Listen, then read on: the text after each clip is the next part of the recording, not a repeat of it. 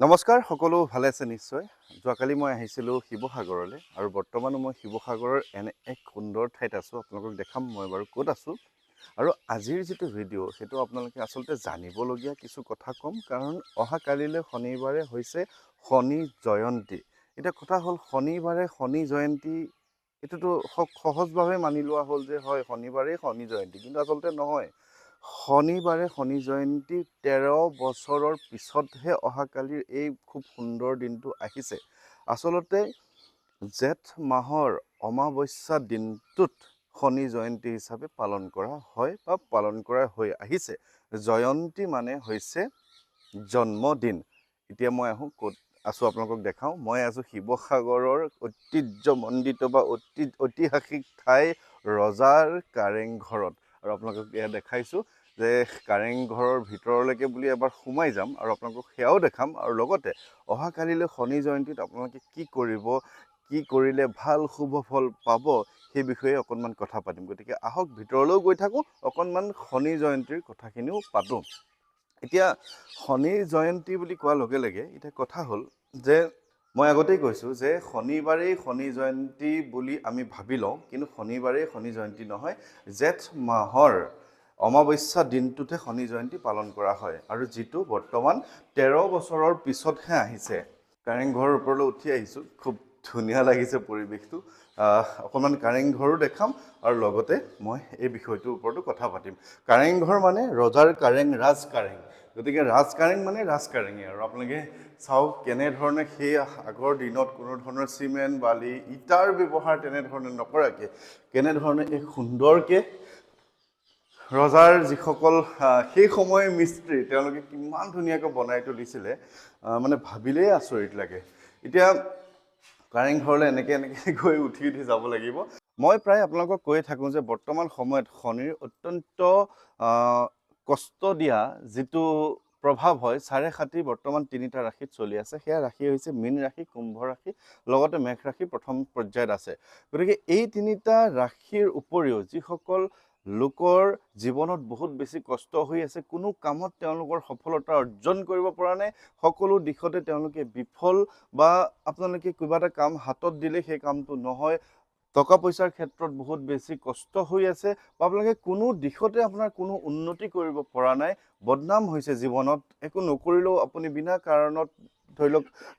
কাৰাগাৰত যাব লগা হৈছে বা তেনেধৰণৰ যিখিনি বিপদ বা তেনেধৰণৰ যিখিনি আপোনাৰ ক্ষতি হৈ আছে তাৰ মানে আপুনি বুজিব লাগিব যে আপোনাৰ জীৱনত শনিৰ কিছু বেয়া প্ৰভাৱ আছে কেৱল চাৰে সাতি থকা লোকসকলেহে যে শনিৰ নিয়মখিনি কৰিব বা শনিৰ মহাদশা দশা চলি থকা লোকসকলেহে যে শনি দেৱতাৰ নিয়মখিনি কৰিব তেনেকুৱা কোনো কথা নাই শনি জয়ন্তী মানে হৈছে শনি দেৱতাৰ জন্মদিন আৰু সেই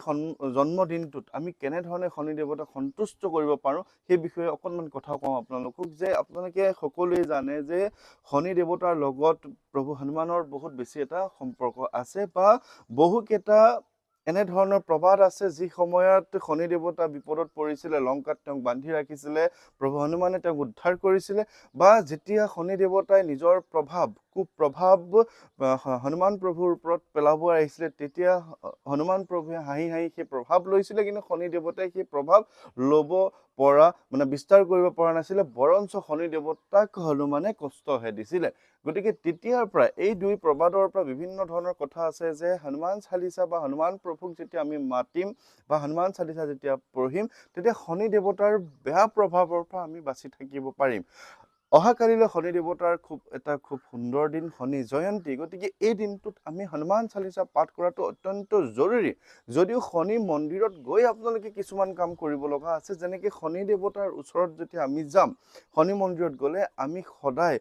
তেলৰ চাকি জ্বলাব লাগে এতিয়া তেল বুলি ক'লে বহুতেই মিঠাতেল বা দোকানীসকলে মিঠাতেল দিয়ে তাৰ ওপৰত তিল কেইটামান ছটিয়াই দিয়ে আৰু কয় যে ইয়াত তেল আচলতে তেনেধৰণৰ কথাটো নহয় তিলৰ তেল পোৱা যায় মই আগতেও কৈছোঁ যে তিলৰ তেল পোৱা যায় সেই তিলৰ তেলৰ এগছিয়ে হওক ৩ গছিয়ে হওক ৫ গছি হওক আপোনাৰ সামৰ্থ্য সাধ্য অনুসৰি আপোনালোকে চাকি বন্তি জ্বলাব ধূপ জ্বলাব সেই ধূপ চাকি বন্তি জ্বলোৱাৰ পিছত আপোনালোকে শনি দেৱতাৰ ওচৰত গৈ যেনেধৰণে অন্য লোকেও আপোনালোকে দেখিব সেৱা প্ৰাৰ্থনা কৰি থাকিব তেনেধৰণে আপুনি সেৱা কৰিব পজ্জল ল'ব বা তেনেধৰণে যি তেওঁলোকে আৰু দিয়ে ফুট দিব বা পুৰোহিতসকলৰ যি নিয়ম তেনেধৰণে আপোনালোকে সেইখিনি ল'ব লৈ আপোনালোকে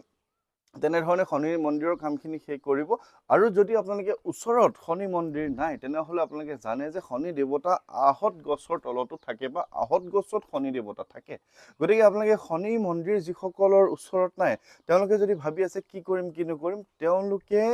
আহঁত গছৰ তলত একেখিনি নিয়মেই কৰিব পাৰে যে আহঁত গছৰ তলত এগছ আপোনালোকে তিলৰ তেলৰ চাকি জ্বলাব পাৰে,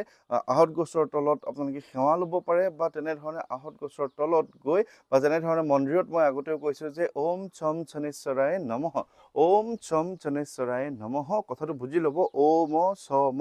শনেশ্বৰ, শনেশ্বৰ যিটো শনিৰ পৰা শনেশ্বৰটো যিটো আহিছে শনেশ্বৰায় মানে শনেশ্বৰায় নমঃ, এই মন্ত্ৰটো আপোনালোকে উচ্চাৰণ 11 বাৰ কৰিব পাৰে শনি মন্দিৰত গৈ। যদি শনি মন্দিৰ নাই সেই উচ্চাৰণটো মন্ত্ৰৰ উচ্চাৰণটো আপোনালোকে আহঁত গছৰ তলতো কৰিব পাৰে। তেনেধৰণে আপুনি শনিৰ প্ৰভাৱৰ পৰা মুক্ত হ'ব। ইয়াতে কোনো ধৰণৰ ৰাশিৰ কথা নাই, যিহেতু মই জ্যোতিষী নহয়, এইটো কমন, সকলোৱে শনি জয়ন্তীত আপোনালোকে কৰিব পাৰে। আৰু ঘৰত আপোনালোকে হনুমান প্ৰভুৰ এটা সংকল্প ল'ব পাৰে, এদিনীয়া সংকল্প অহা কাইলৈ দিনটোত ল'ব পাৰে। শনিবাৰে যিহেতু হনুমান চালিচা পাঠ কৰিলে অত্যন্ত শুভ, গতিকে শনিবাৰে অৰ্থাৎ অহা কাইলৈ শনি জয়ন্তীৰ দিনটোত আপোনালোকে এদিনৰ এটা সংকল্প লৈ